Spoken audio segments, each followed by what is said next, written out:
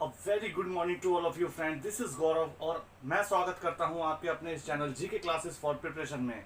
दोस्तों, जैसा कि आप जानते हैं कि हमारी जो ज्योग्राफी की सीरीज जो चल रही है और आज का जो चैप्टर है फोर्थ चैप्टर होने वाला है। और आज हम बात करने वाले हैं वायु के बारे में। ठीक है जी। जो एयर है वो एयर किस तरीके से गति करती है और कैसे चलती है। ठीक है, इसके क्या बेनिफिट होते हैं। ठीक है, क्या चीज़ें हो सकती हैं जो एयर को और ज़्यादा जो है प्रभावित बनाती हैं। ठीक है, और हम लोग जानते हैं रोज़मर्रा की ज़िंदगी में कि एयर जो वायु है उसका किस तरीके से क्या इम्पोर्टेंस है। ठीक है, आज तो हम बात करने वाले हैं वायुमंडल के बारे में। ठीक है, हवा के बारे में आज हम बात करने वाले हैं कि हवा किस तरीके से चलती है, कौन कौन के संगठन हैं जो इसको जो प्रभावित करते हैं। ठीक है, तो चलिए शुरू करते हैं। इससे पहले आप चैनल को लाइक सब्सक्राइब और शेयर जरूर कर दीजिए। ठीक है, क्योंकि आपके मोटिवेशन से ही हमें मोटिवेशन मिलता है। आप हमारी क्लासेस को देखते हैं तो हमें बहुत अच्छा लगता है, आपको भी कुछ सीखने को मिलता है, हमें भी आपसे कुछ सीखने को मिलता है। तो चलिए शुरू करते हैं। यूट्यूब पे @गौरव के मिश्रा 95 के नाम से आप इस चैनल को देख सकते हैं और टेलीग्राम से @rate GK classes for preparation से आप जो है पीडीएफ डाउनलोड कर सकते हैं। पीडीएफ 2 दिन से डाली नहीं गई है, लेकिन आज हम जो है पीडीएफ कम से कम 2 चैप्टर जो है आज जो है इसमें कवर करा देंगे। ठीक है, तो आज की जो यूट्यूब क्लास है वो 61 क्लास होने वाली है। ठीक है, उम्मीद करता हूँ आज की क्लास आपको पसंद आएगी और चलिए शुरू करते हैं। वायुमंडल। वायुमंडल हमारी पृथ्वी के चारों ओर वायु की घनी चादर से घिरी हुई है।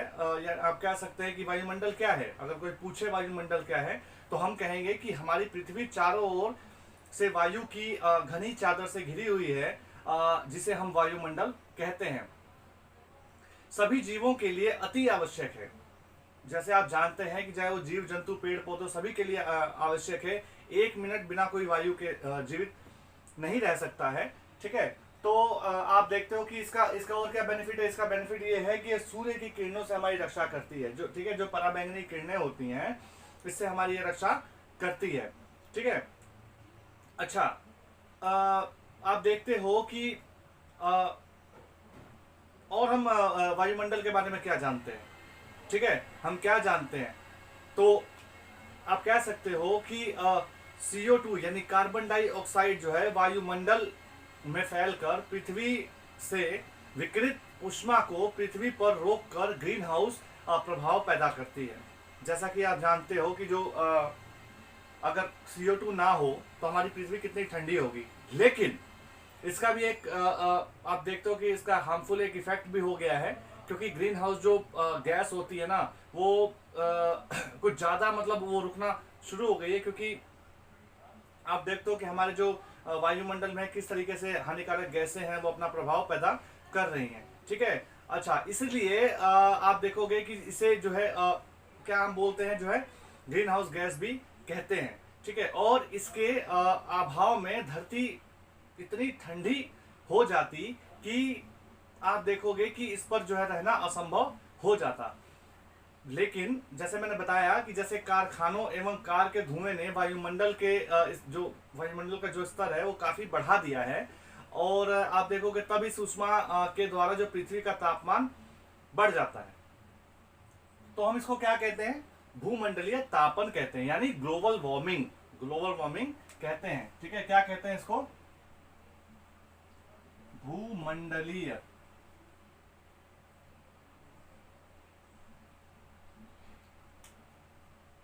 भूमंडलीय तापन। आपने इसके बारे में जरूर सुना होगा। ग्लोबल वार्मिंग, आपको पता है डे बाय डे जो पृथ्वी है वो गर्म हो रही है। किस तरीके से आप जो इसका आप देख सकते हो किस तरीके से इफेक्ट इसका पड़ रहा है। पर्वत जो है, पर्वतों पर जमी बर्फ जो है पिघल रही है, वो नदी के माध्यम से शहरों की तरफ बढ़ रही है। ठीक है, शहरों में बाढ़ आ रही है, तो उसका जो प्रभाव है वो ग्लोबल वार्मिंग का प्रभाव है। क्या आप ग्लोबल वार्मिंग के बारे में और जानते हैं? तो जाहिर सी बात है कि ग्लोबल वार्मिंग का मतलब यही है कि भूमंडलीय तापन, यानी जो हमारा भूमंडल है वो गर्म हो रहा है और गर्म हो के जो आप कह सकते हो कि जो हमारे ही द्वारा। इसकी वजह क्या है, हम पेड़ पौधों की कटाई करते हैं, है ना, पेड़ पौधों को सुरक्षित नहीं रखते हैं, क्योंकि पेड़ पौधे बहुत ज़्यादा इम्पॉर्टेंट है हमारी लाइफ में। ठीक है, जैसे हमने अमेजोन के बारे में बात की, अमेजोन के जंगलों के बारे में बात की, उसको पृथ्वी का फेफड़ा कहा जाता है, क्योंकि बहुत ज़्यादा ऑक्सीजन वहाँ से पैदा होती है। ठीक है, तो ऐसे ही ग्लोबल वार्मिंग जो है, इसका जो दुष्प्रभाव हमें देखने को मिलता है, क्योंकि पर्वतों में जमी बर्फ पिघलती है, पिघल के वो नदियों के माध्यम से आप कह सकते हो कि वो पृथ्वी पर आप कह सकते हो कि जो है शहरों में आती है, और शहरों में बाढ़ लाने के कारण सबसे ज्यादा यही होती है। अब हम बात करेंगे वायुमंडल का संगठन क्या है। वायुमंडल का संगठन क्या है, वो कौन सी गैसें हैं जो वायुमंडल को, जो वायुमंडल में मिली हुई हैं, और कौन सी गैसें जो इससे प्रभावित करती हैं। ठीक है, तो सबसे पहले हम बात करेंगे नाइट्रोजन की। सबसे पहले हम बात करेंगे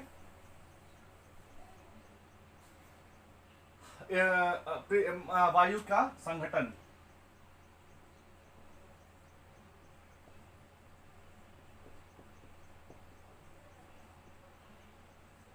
संगठन, आपको पता है कि वायुमंडल में जो गैसें हैं वो बहुत ज़्यादा इंपॉर्टेंट गैसें हैं, और वो जो गैसें जो आप कह सकते हो कि किस तरीके से जो हमें प्रभावित करती है, कौन कौन सी गैसें, हम उनके बारे में बात करने वाले हैं।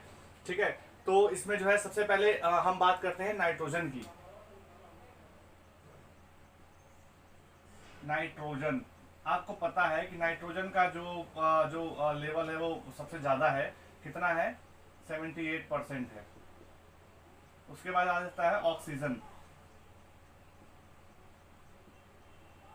ऑक्सीजन का कितना है, तो ये है 21%।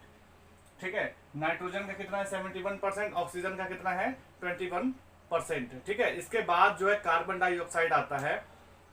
इसके अलावा जो एक ऑर्गन नाम की एक गैस और है,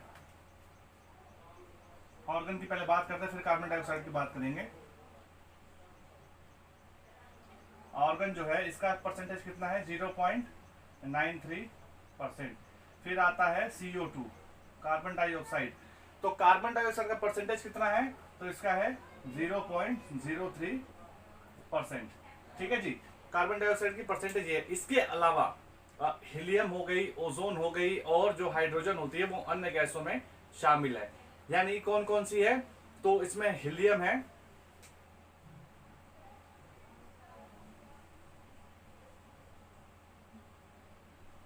हाइड्रोजन है,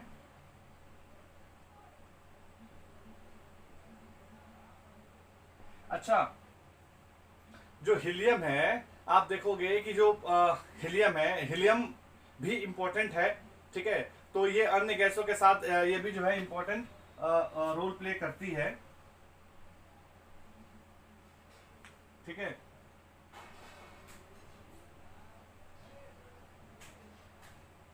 अच्छा, हीलियम हो गई, हाइड्रोजन हो गई, और इसके इसके अलावा जो है ओजोन हो गई। ओजोन जो है, ओजोन गैस भी बहुत ज्यादा इंपॉर्टेंट हमारे लिए। ये आती है अन्य गैसों में, अन्य गैसों में आती है, और इनका जो आप देखोगे, इनका कुल जो परसेंटेज है वो कितना है, 0.04%। ठीक है, तो ये हो गया हमारा जो वायु का संगठन है, वो संगठन का ये जो सारी चीजें हैं जो इसमें वो सम्मिलित हैं। इसके अलावा आप देखोगे कि गैसों के अलावा धूल के छोटे कण भी है जो इसमें शामिल होते हैं। अगर हम नाइट्रोजन की बात करें, नाइट्रोजन जो होता है वो पौधों के लिए अति आवश्यक है। ठीक है, पौधों के लिए अति आवश्यक है, क्योंकि नाइट्रोजन हम जो है लेते हैं और फेफड़ों के द्वारा निकाल देते हैं, लेकिन पौधे जो है सीधे वायु से आप देखोगे कि सीधे वायु से जो है ऑक्सीजन जो है ग्रहण नहीं कर सकते हैं। तो इसी के कारण जो मृदा तथा कुछ जो पौधों की जड़ों में रहने वाले जो जीवाणु होते हैं, वायु से जो है नाइट्रोजन लेके और उसको जो है ऑक्सीजन में रूपांतरित करते हैं। ठीक है, और ऑक्सीजन वायु में प्रचुरता से मिलने वाली दूसरी गैस, ऑक्सीजन जो है वायु में प्रचुरता से मिलने वाली जो है दूसरी गैस है। ठीक है, आप कह सकते हो इसे हम प्रकाश संश्लेषण की प्रक्रिया कहते हैं, कि नाइट्रोजन जो है वो पृथ्वी से जो है वायुमंडल से लेते हैं पौधे, और उसको जो है जड़ों के आप कह सकते हो कि जो रहने वाले जीवाणु उनके माध्यम से जो ऑक्सीजन बनाते हैं, प्रकाश संश्लेषण का काम करते हैं। ठीक है। तो आप देखोगे कि जो जो पौधे हैं, इसीलिए हम पौधे हमें क्या देते हैं, पौधे हमें ऑक्सीजन देते हैं, ठीक है, नाइट्रोजन लेते हैं, ऑक्सीजन देते हैं, वो CO2 को भी सोखते हैं, ठीक है, CO2 को भी सोखते हैं और हमें क्या देते हैं, हमें ऑक्सीजन देते हैं। सो ऑक्सीजन इज आप कह सकते हो so important for human being. हम we can't live a single minute without oxygen, ठीक है, जैसा कि आप जानते हैं कि ऑक्सीजन के बिना हम एक मिनट भी जीवित नहीं रह सकते हैं। So this is a very important for अस।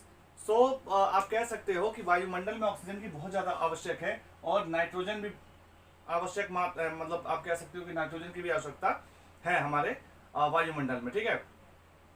एक CO2 जो है, CO2 एक महत्वपूर्ण आप कह सकते हो कि गैस है, जो आप कह सकते हो कि जो पौधे, जैसे मैंने आपको बताया कि पौधे CO2 को लेते हैं और ऑक्सीजन हमें देते हैं।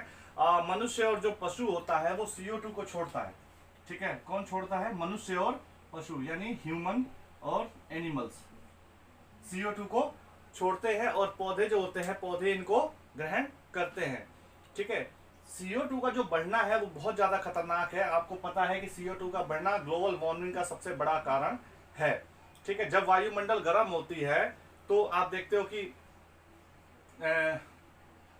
अब हम बात करते हैं वायुमंडल का कि जो जब जब हवा जो है गर्म होती है तो वो ऊपर की ओर उठती है, ठीक है। ये एक कह सकते हो कि आप एक इम्पॉर्टेंट थ्योरी है। तो जो ये क्वेश्चन आते भी हैं जो है एग्जाम्स में, तो एग्जाम से के पॉइंट ऑफ व्यू से बहुत ज्यादा इंपॉर्टेंट क्वेश्चन बन जाता है जो मैं आपको बताने जा रहा हूँ। तो जैसे आपको पता है कि जो वायु होती है जब वो गर्म होती है तो वो ऊपर की तरफ उठती है, ठीक है। कहाँ उठती है, वो ऊपर की तरफ उठती है, ठीक है। जब वो हल्की होकर ऊपर की तरफ उठती है तो जो ठंडी वायु होती है वो उसकी जगह जो ले लेती है, क्योंकि जो ठंडी वायु होती है वो सघन और भारी होती है, ठीक है। इसके बारे में हम अगले जो है पार्ट में बात करने वाले हैं, ठीक है, क्योंकि आज जो हम ये पार्ट लेने वाले हैं उसको आपको अच्छे से समझाना बहुत जरूरी है। सो इसीलिए हम एक एक पॉइंट को लेके चलेंगे यहाँ पे, क्योंकि जो बेसिक जो चीज़ है ना इसको समझना बहुत जरूरी है। इसलिए हम पार्ट 2 भी इस जो चैप्टर का जो है लेके आएंगे, क्योंकि इसको समझाना बहुत आवश्यक है, ठीक है। इसके बाद हम वायु के बारे में बात करने वाले हैं, फिर तापन के बारे में बात करें, जलवायु के बारे में बात करने वाले हैं, ठीक है, फिर वायु दाब के बारे में बात करने वाले हैं, ठीक है। आप कह सकते हो जो पवने होती हैं, मौसमी, पछुआ, पूर्वी पवने, ये सब किस तरीके की पवने हैं इसके बारे में हम बात करने वाले हैं। आर्द्रता के बारे में बात करेंगे जो नेक्स्ट भाग में। इसमें हम पहले इसको हम अच्छे से समझ लेते हैं वायुमंडल को, फिर उसके बाद हम आगे की चर्चा करेंगे, ठीक है। तो जैसे मैंने बताया जो ठंडी वायु होती है वो सघन होती है और भारी होती है, तो वो क्या करती है, जो हल्की जो हवा होती है ना, हल्की वायु जो होती है वो ऊपर जब उठती है तो उसकी जगह ले लेती है। तो इसमें जो है, इसलिए इसके नीचे जो रहने की जो है प्रकृति होती है, किसकी, ठंडी वायु की, ठीक है। तो ये जो श्रृंखला है ना ये लगातार जो है चलती रहती है, ठीक है। तो आप कह सकते हैं वायु जब हल्की होती है तो ऊपर की तरफ उठती है और जो भारी वायु होती है उसकी जो है जगह घेरती है, और फिर जब वो ऊपर वाली जो वायु जब ठंडी होकर जब गिरना शुरू होती है तो नीचे वाली वायु ऊपर उठना शुरू होती है। तो इसी तरीके से जो चक्र है वो चलता रहता है, ठीक है। अब हम बात करने वाले हैं वायुमंडल की संरचना कैसी है, ठीक है जी। क्या बात करने वाले हैं हम, वायुमंडल की संरचना के बारे में बात करने वाले हैं कि संरचना कैसी है, वायुमंडल को कैसे जो है बताया जाता है, किस तरीके से, कहाँ पर कौन सी जो है किस जगह वायु जो है निवास करती है, ठीक है। तो जो वायु की जो संरचना है उसके बारे में बात करें, वायुमंडल की जो संरचना उसके बारे में बात करने वाले हैं।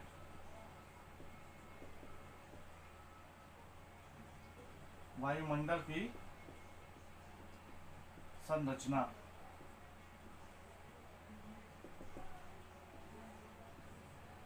ये बहुत इंपॉर्टेंट है, जो मैं आपको ये बताने के लिए जो जो चीज़ हम डिस्कस करने वाले हैं बहुत ज़्यादा इंपॉर्टेंट है, क्योंकि ये एग्जाम के पॉइंट ऑफ व्यू से बहुत बार पूछा गया है, ठीक है। तो सबसे पहले हम जो संरचना है, तो सबसे पहले हमारा संरचना में कौन सी जगह आती है, सबसे पहले आता है शोभ मंडल, फिर आता है समताप मंडल, फिर आता है मध्य मंडल, फिर आता है बाह्य मंडल, फिर आता है बहिर्मंडल, ठीक है। तो एक एक करके इनके बारे में बात करने वाले। तो सबसे पहले हम शोभ मंडल की बात करते हैं, नीचे से शुरू करते हैं ऊपर की तरफ, ठीक है। शोभ मंडल, ठीक है, शोभ मंडल। अच्छा, इसके बारे में बात करने, ये कहां तक होती है, तो इसका जो एवरेज आप मान के चलो कि ये एवरेज जो है 13 किलोमीटर तक इसकी जो एवरेज है वो होती है, 13 किलोमीटर तक होती है, लेकिन हम मान के चलते हैं इसको 10 किलोमीटर, ठीक है, 10 किलोमीटर ऊपर की तरफ जा रही है, यानी ऊंचाई बढ़ रही है इसकी, ठीक है, 10 किलोमीटर ऊपर, ठीक है। अब हम इसके बारे में एक डिस्कस कर लेते हैं जी, क्षोभ मंडल क्या है, ठीक है। क्षोभ मंडल एक परत है जहाँ पे हर प्रकार की जो है घटनाएं आपको देखने को मिलती है। वायुमंडल की सबसे महत्वपूर्ण इसको परत कह सकते हो आप। इस परत में जो इसकी औसत ऊंचाई होती है 13 किलोमीटर,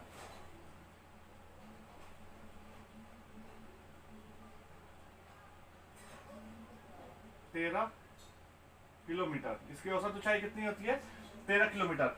और क्या इंपॉर्टेंट क्वेश्चन इससे बनता है, इससे इंपॉर्टेंट क्वेश्चन ये बनता है कि मौसमी जो घटनाएं होती हैं, मौसमी घटनाओं से आप समझ रहे हो ना, जैसे वर्षा हो गया, ओलावृष्टि हो गई, कह सकते हो आंधी तूफान, इस तरीके की जो घटनाएं होती हैं, जैसे वर्षा हो गया, कोहरा हो गया, इस तरीके से जो आप कह सकते हो जो घटनाएं होती हैं ना, वो क्षोभ मंडल में होती हैं, ठीक है। कौन कौन सी होती हैं इसमें, वर्षा, आंधी तूफान, ओलावृष्टि,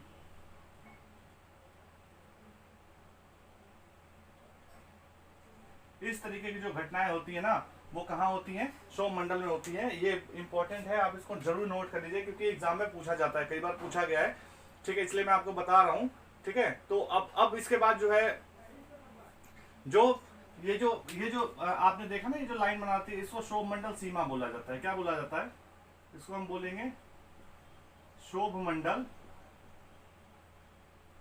सीमा। इसके बाद जो है, क्षोभ मंडल के बाद जो है दूसरा आता है समताप मंडल। क्या आता है, यहां पे आ जाएगा समताप मंडल, समताप मंडल आ गया, ठीक है।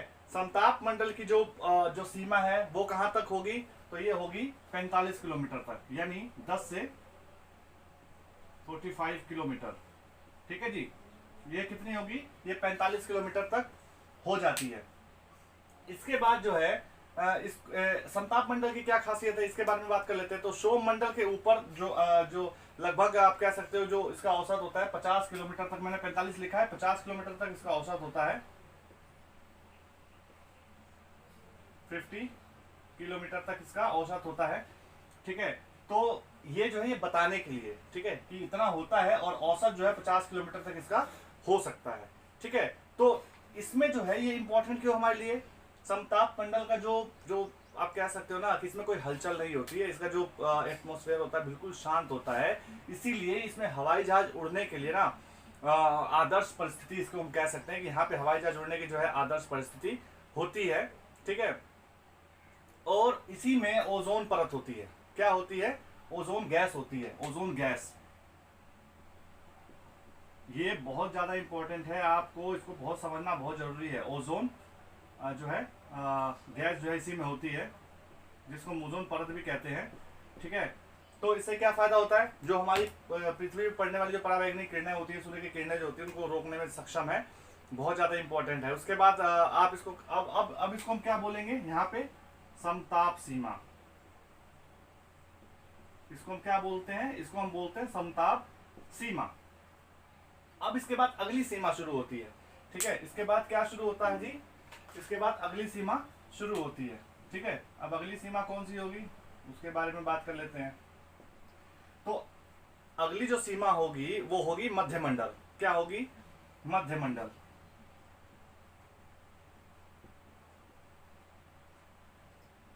अगली जो सीमा होगी वो होगी मध्यमंडल, ठीक है। और मध्यमंडल की ऊंचाई कहां तक कह सकते हो आप, तो इसकी ऊंचाई जो होती है 85 किलोमीटर तक होती है, 85 किलोमीटर तक इसकी ऊंचाई होती है। इसकी जो आप कह सकते हो जो एवरेज जो इसकी ऊंचाई होती है, औसत जो ऊंचाई होती है,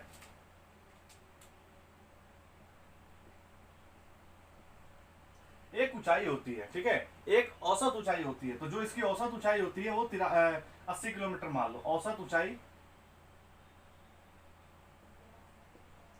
80 किलोमीटर, अच्छा, अब इसके बारे में बात कर लेते हैं, इसकी क्या खासियत है। तो समताप मंडल के, आप कह सकते हो समताप मंडल के जो ठीक ऊपर जो है मध्य मंडल होता है, ठीक है, और अंतरिक्ष में प्रवेश करने वाले उल्का पिंड इस परत में आकर जल जाते हैं। क्या होता है, अंतरिक्ष से जो उल्का पिंड प्रवेश करते हैं इसमें, वो आके जल जाते हैं। कहाँ जलते हैं, तो वो मध्य मंडल में आके जल जाते हैं, ठीक है। अब हम बात करते हैं बाह्य वायुमंडल के बारे में। किसके बारे में, बाह्य वायुमंडल। जो अगली परत होगी वो होगी बाह्य वायुमंडल। अच्छा, मैंने आपको ये बताया नहीं कि औसत जो इसकी जो मध्य मंडल जो है, ये मध्य मंडल जो है, मध्य मध्य सीमा इसको कहा जाता है। क्या बोला जाता है इसको, मध्य जो इसकी जो सीमा है वो मध्य सीमा इसको बोला जाता है, ठीक है। उसके बाद क्या आ जाता है, बाह्य वायुमंडल, ठीक है। बाह्य वायुमंडल की ऊंचाई कितनी होती है, तो ये आप कह दो 105 किलोमीटर तक होती है। कितनी होती है, तो 105 किलोमीटर तक होती है, ठीक है। अब बाह्य वायुमंडल जो है, जैसे मैंने आपको बताया है कि जैसे मध्य मंडल के बारे में बताया कि जो उल्का पिंड होते हैं इसमें आके जो है जलना शुरू हो जाते हैं, वैसे बाह्य वायुमंडल के बारे में बात कर लेते हैं। बाह्य वायुमंडल में जो बढ़ती ऊंचाई के साथ तापमान अत्यधिक तीव्रता से बढ़ता है, क्योंकि ये और ज्यादा सूर्य के नजदीक जाता जाता है, ठीक है, पहुंचता जाता है। आयन मंडल इस परत का एक भाग है। आयन मंडल, आप आयन मंडल के बारे में जानते होंगे, ठीक है। तो आयन मंडल जो होता है ना, इस परत का एक भाग होता है जो 80 से 400 किलोमीटर तक फैला है। कितना, 80 से 400 किलोमीटर तक फैला है। आप कह सकते हो जो आयन मंडल का जो इसका परत का एक भाग है, ठीक है, 80 से 400 किलोमीटर तक फैला हुआ है। जो रेडियो है ना, रेडियो संचार के लिए इस परत का उपयोग होता है। रेडियो संचार के लिए, यानी रेडियो संचार सॉरी, रेडियो संचार के लिए इस परत का उपयोग किया जाता है। अच्छा, वास्तव में जो पृथ्वी से प्रसारित रेडियो तरंगे जो इस पर है, इसके द्वारा जो पुनः पुनः आप कहोगे पृथ्वी पर परिवर्तित कर दी जाती हैं। यानी रेडियो की तरंगे पहले यहाँ पे जाती, फिर वहां दोबारा जो है परिवर्तित कर दी जाती हैं पृथ्वी की तरफ, ठीक है। तो आप देख सकते हैं कि ये जो है बाह्य वायुमंडल है, कितना इंपॉर्टेंट हमारे लिए हो जाता है। ये क्वेश्चन पूछे जाते हैं जी, सौरमंडल किस लिए है, ठीक है, उसकी क्या खासियत है, किस लिए, मतलब कौन कौन सी जो घटनाएं इसमें होती हैं। फिर उसके बाद ओजोन जो आप कह सकते हो, फिर उसके बाद जो समताप मंडल है इसमें कौन कौन सी घटनाएं होती हैं, ठीक है। उसके बाद आप कह सकते हो कि मध्य मंडल में, फिर बाह्य मंडल में इसकी ऊंचाई कितनी है, कहाँ से कहाँ तक औसत ऊंचाई कितनी होती है इसकी। तो ये सारी चीजें जो है पूछी जा सकती हैं, ठीक है। बहुत ज्यादा इंपॉर्टेंट हो जाता है ये एग्जाम के पॉइंट ऑफ व्यू से। तो चलिए आगे बात करते हैं हम लोग। उसके बाद जो आखिरी जो परत है वो है बहिर्मंडल की, ठीक है। कौन सी परत है, आगे जो है बहिर्मंडल।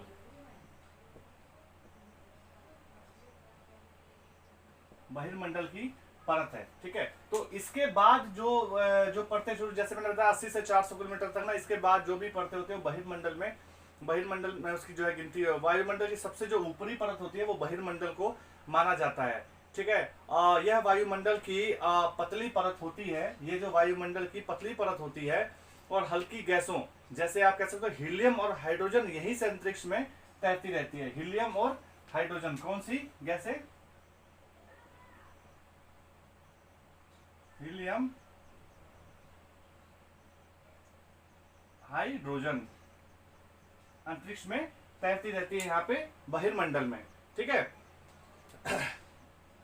तो हमने ये बात कर ली, ठीक है। अब आप एक चीज आपको, इंपॉर्टेंट चीज आपको बताना चाहता हूं कि आपको यह जानकर बहुत ही आश्चर्य होगा कि पृथ्वी सूर्य की ऊर्जा का केवल आप कह सकते हो पृथ्वी ऊर्जा का केवल 20 करोड़ भाग का केवल एक भाग, यानी 2 अरबवां हिस्सा ही प्राप्त करती है।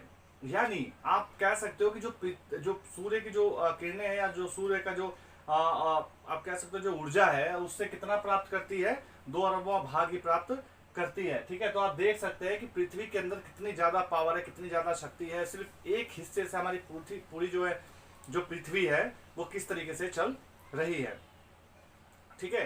तो ये हो गया जी हमारा जो ये इम्पोर्टेंट था बहुत ज्यादा, ठीक है। ये आप कह सकते हो कि भाग 1 था, भाग 2 भी लेकर इसका आएंगे, ठीक है। उसमें बहुत ज्यादा आप कह सकते हो कि ये भाग 1 था, ठीक है। भाग 2 भी लेकर आएंगे और जो इसका पार्ट 2 होगा, पार्ट 2 में हम और इसके बारे में विस्तृत जानकारी इकट्ठी करेंगे, ठीक है। और भाग 2 में हम मौसम और जलवायु के बारे में बात करने वाले हैं, ठीक है। उसके बाद तापन के बारे में, वायु दाब के बारे में बात करने वाले हैं, पवनों के बारे में बात करने वाले, स्थायी मौसमी पवनें कैसी होती हैं, आप कह सकते हो कि जो स्थानीय पवनें कैसी होती हैं, ठीक है। आर्द्रता क्या होता है, इसके बारे में हम लोग बात करने वाले हैं। आप इसका स्क्रीनशॉट ले सकते हैं, ठीक है। बहुत ज्यादा इंपॉर्टेंट चीज है, आप अपने खुद से भी बनाएंगे तो इसको आपको याद रखने में बहुत ज्यादा मदद मिलेगी।